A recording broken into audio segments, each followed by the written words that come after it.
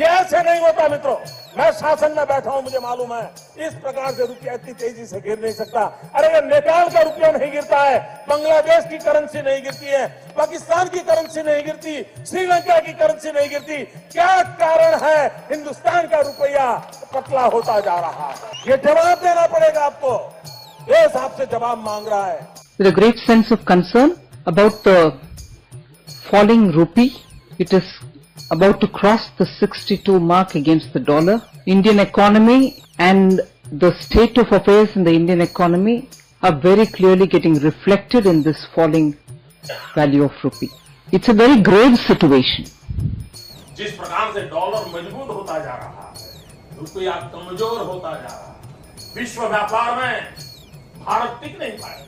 हमारे व्यापारी जो माल बाहर भेजते हैं, हमारे व्यापारी जो माल बाहर से लाते हैं, इस बोझ को सह नहीं पाएंगे। इवन भारत सरकार जो चीजें लाती है, भेजती है, उसको सहना मुश्किल हो जाएगा। और दिल्ली की सरकार जवाब नहीं दे रही है कि नेपाल का रुपया कोई प्रॉब्लम नहीं है, बांग्लादेश की करेंसी को कोई प्रॉब्लम नहीं है, पाकिस्तान की करेंसी को कोई प्रॉब्लम नहीं है, श्रीलंका की करेंसी को कोई प्रॉब्लम नहीं है। हमारे अड़ोस पड़ोस में छोटे देशों को भी डॉलर के मुकाबले में कोई नुकसान नहीं हो रहा है। देश जानना चाहता है प्रधानमंत्री जी, और मैंने साफ मांग की है, ये सिर्फ आर्थिक कारणों से नहीं हुआ है, ये आपकी भ्रष्ट राजनीति जो चली है दिल्ली से, उसका इसके अंदर बहुत बड़ा रोल है। ఇది అధికారంలోకి రాకముందు మన ప్రధానమంత్రి నరేంద్ర మోడీ మాట్లాడినటువంటి మాట. ఇప్పుడు ఆయన ప్రధాని, అప్పుడు గుజరాత్ ముఖ్యమంత్రి హోదాలో ఆయన ఈ మాటలు మాట్లాడాడు. పాకిస్తాన్ కరెన్సీ పడిపోదు, నేపాల్ కరెన్సీ పడిపోదు, ఆ దేశం కరెన్సీ పడిపోదు, ఈ దేశం కరెన్సీ పడిపోదు, మన దేశం కరెన్సీ ఎందుకు పడిపోతుంది, ఇండియన్ కరెన్సీని ఎందుకు పడిపోతుంది, ఏం చేస్తున్నాడు ప్రధానమంత్రి, అప్పుడు మన్మోహన్ సింగ్ ప్రధాని, ఏం చేస్తున్నారు వీళ్ళు, కాంగ్రెస్ వాళ్ళు ఏం చేస్తున్నారు అని చెప్పి ఆ రోజు ఎట్లా మాట్లాడినో మనం చూసినాం. మరి ఇప్పుడు పరిస్థితి ఏంది? ఇప్పుడు అదే రూపాయి డాలర్తో మారకం విలువ 95 రూపాయలకు చేరుకున్నది. 95 రూపాయలు, అప్పుడు 50 నుంచి 60 మధ్యలో ఉన్నది, ఇప్పుడు 95 రూపాయలకు చేరుకున్నది. ఆ 50 నుంచి 60 మధ్యలో ఉన్నప్పుడు నరేంద్ర మోడీ అట్లా మాట్లాడారు. గుజరాత్ ముఖ్యమంత్రిగా, జాతీయ స్థాయిలో ప్రతిపక్షంలో ఉన్న పార్టీగా ఆయన అప్పుడు అట్లా మాట్లాడారు. కానీ ఇప్పుడు అదే నరేంద్ర మోడీ ప్రధానమంత్రిగా ఉన్నారు, దేశానికి ఏల్తా ఉన్నారు, విశ్వగురు అని చెప్పుకొని తిరుగుతూ ఉన్నారు. సో ఇదే కాదు, ఇంకొక విషయం కూడా ఉంటుంది ఇందులో.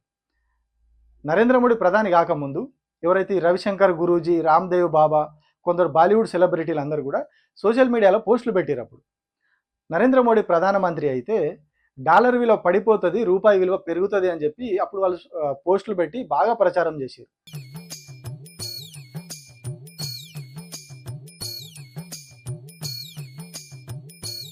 అంటే కంప్లీట్ రివర్స్ అయిపోతుంది పరిస్థితి, డాలర్ విలువ డౌన్ అయిపోతుంది, రూపాయి విలువ పెరుగుతుంది అని చెప్పి అప్పుడు చెప్పారు. కానీ ఇప్పుడు అదే రూపాయి డాలర్తో మార్కం చేసినప్పుడు 95 రూపాయలు వచ్చాయి. అప్పుడు ఒకసారే కాదు, ప్రతి సందర్భంలో చెప్పారు వీళ్ళు, ఎందుకు పడిపోతుంది రూపాయి, ఎట్లా పడిపోతుంది, మేము కూడా పరిపాలన చేస్తున్నాం, మాకు తెలియదా అని చెప్పి ప్రతి సందర్భంలో మాట్లాడారు. ఇది ఒక్కటే కాదు, అసలు ప్రభుత్వం ఏం చేస్తుంది, దీన్ని అడ్డుకోకుండా ఏం చేస్తున్నారని చెప్పి రకరకాలుగా చేసింది. అప్పుడు బీజేపీకి అనుకూలంగా ఉన్నటువంటి మీడియా ఇప్పుడు కూడా వాళ్ళే అనుకూలంగా ఉన్నారు. ఆ జాతీయ మీడియా మొత్తం పెద్ద కార్టూన్లు వేసి, రకరకాల కార్టూన్ వీడియోలు చేసి వదిలేరు. దీని మీద రూపాయిని ఆపడానికి వీళ్ళు విఫలమైతా ఉన్నారు, రూపాయి పడిపోకుండా ఆపడంలో విఫలమవుతున్నారు అని చెప్పి రకరకాల వీడియోలు వేసారు. చిదంబరం అట్లాగే మన్మోహన్ సింగ్ మీద చాలా ట్రోలింగ్ చేసారు. అప్పుడు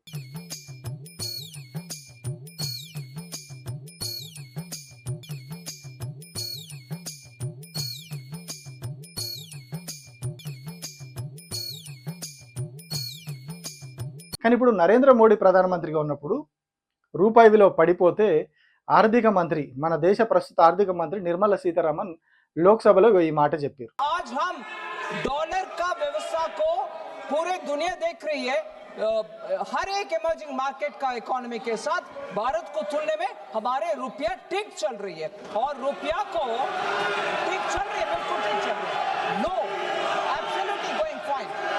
రూపాయికి వచ్చిన ఇబ్బంది ఏం లేదు, రూపాయి బేషుగ్గా ఉంది, ప్రపంచవ్యాప్తంగా అన్ని లెక్కలు వేసుకున్నప్పుడు చాలా మంచిగానే ఉంది రూపాయి అని ఆమె చెప్తున్నారు. ఇప్పుడు మాత్రమే రూపాయి మీద ప్రపంచ పరిస్థితులు ప్రభావితం చేస్తాయా? అప్పుడు చేయలేదా? అప్పుడు యూపీఏ గవర్నమెంట్ ఉన్నప్పుడు కూడా ప్రపంచవ్యాప్తంగా ఉన్న పరిస్థితులే దాని మీద ప్రభావితం చేస్తాయి. ఇప్పుడు కూడా ప్రపంచవ్యాప్తంగా ఉన్నటువంటి పరిస్థితులే దాని మీద ప్రభావితం చేస్తాయి కదా. With a great sense of concern about the falling rupee, it is about to cross the 62 mark against the dollar.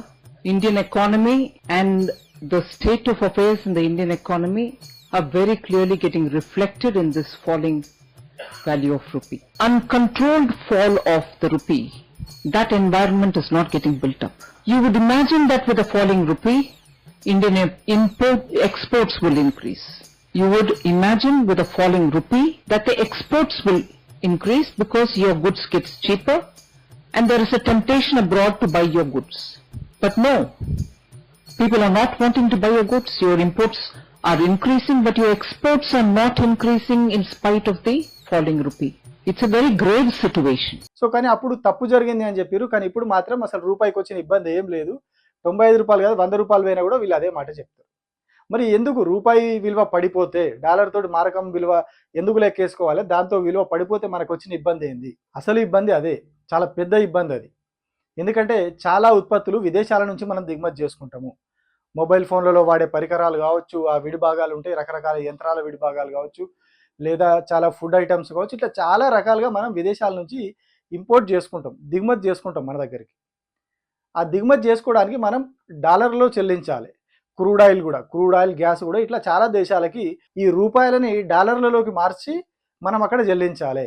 అంటే ఇప్పుడు ఒక డాలర్కు అక్కడ ఒక వస్తువు $1 ఖరీదు చేస్తే మనం ఇక్కడ 95 రూపాయలు కట్టాలి. ఇప్పుడు ఈ వారం 10 రోజుల వ్యవధిలోనే 3-4 రూపాయలు పడిపోయింది రూపాయి విలువ. అంటే రోజు రోజుకి రేట్లు పెరిగిపోతూ ఉంటాయి. చెల్లించే ఆ విధానంలో రేటు మారిపోతూ ఉంటుంది, రేటు పెరిగిపోతూ ఉంటుంది. $1కి మొన్న 90 రూపాయలు చెల్లిస్తే 10 రోజుల కింద ఇప్పుడు 95 రూపాయలు మనం కట్టాలి. అట్లా ప్రతి వస్తువు రేట్లో పెరుగుదల కనిపిస్తుంది. పెరుగుతూ పోతూ ఉంటాయి వస్తువులన్నీ కూడా, విడిభాగాలు కావచ్చు అవన్నీ పెరుగుతాయి. విడిభాగాల రేట్లు పెరిగినప్పుడు వస్తువు రేటు కూడా ఆటోమేటిక్గా పెరిగిపోతుంది. సో అప్పుడు ఫైనల్గా ధర భారం పడేది ఎవరి మీద? మన మీద, ప్రజల మీదనే ధరల భారం పడుతుంది. సో ఇది ప్రమాదం. ఇది ధరలు పెరగడానికి, ఇది దేశాన్ని ఆర్థికంగా దెబ్బతీయడానికి, ఆర్థికంగా కూనారిల్లడానికి కారణమవుతుంది. రూపాయి విలువ పడిపోవడం అనేది దేశ ఆర్థిక వ్యవస్థను దెబ్బతీస్తుంది. సో అందుకే దీని మీద ఇంత భయపడేది. కానీ ఆ రోజు యూపీఏ గవర్నమెంట్ ఉన్నప్పుడు రూపాయి మీద ఇంత గగ్గోలు పెట్టి ఇంత చేసిన వాళ్ళంతా కూడా ఇప్పుడు రూపాయి బేషుగ్గా ఉంది, అద్భుతంగా ఉందని చెప్తా ఉన్నారు. అంటే అధికారంలోకి రావడానికి ఎన్ని అబద్ధాలు ఆడతారు, ఎట్లా గిమ్మిక్కులు చేస్తారు, సాధారణంగా జరిగే ప్రక్రియను కూడా ఎంత తప్పిదంగా చూపిస్తారు అనేది రాష్ట్రంలో కావచ్చు, దేశంలో కావచ్చు, ఎక్కడైనా అదే జరుగుతుంది. సో ఇప్పుడు బీజేపీ కూడా అదే 2014 ముందు ఆర్థిక వ్యవస్థ గురించి, రూపాయి విలువ గురించి చాలా ప్రచారం చేసారు వాళ్ళు. నల్లధనం గురించి, నల్లధనం తీసుకొస్తాము, తలా 15 లక్షలు ఇస్తాం, రకరకాలుగా చెప్పారు. కానీ ఏ ఒక్కటి కూడా సాధ్యపడలేదు. మోడీ వస్తే రూపాయి బలపడుతుంది, డాలర్ పడిపోతుంది అన్నారు. కానీ మోడీ వచ్చిన తర్వాత ఈ 10-11 ఏళ్లలో రూపాయి విలువ ఎక్కడికి పడిపోయిందో వస్తున్నాం. 95 రూపాయలకు పోయింది డాలర్కు మారకం చేసినప్పుడు. ఇంకా 4 ఏళ్ల పదవి కాలం ఉంది నరేంద్ర మోడీకి. 4 ఏళ్ల పదవి కాలంలో ఇంకా ఈ రూపాయి ఎక్కడ దాకా పోతుందో చెప్పలేం. జస్ట్ ఈ చెప్తున్న వారం 10 రోజులలోనే 95 రూపాయలకు వచ్చింది. 90 నుంచి 95 దాకా వచ్చేసింది. సో ఇంకా మనం 4 ఏళ్ళకి లెక్కలు వేసుకుంటే మరి అది 200 పోతుందో 300 అవుతుందో, రేట్లు ఎక్కడికి పోతాయో మనం చెప్పలేం.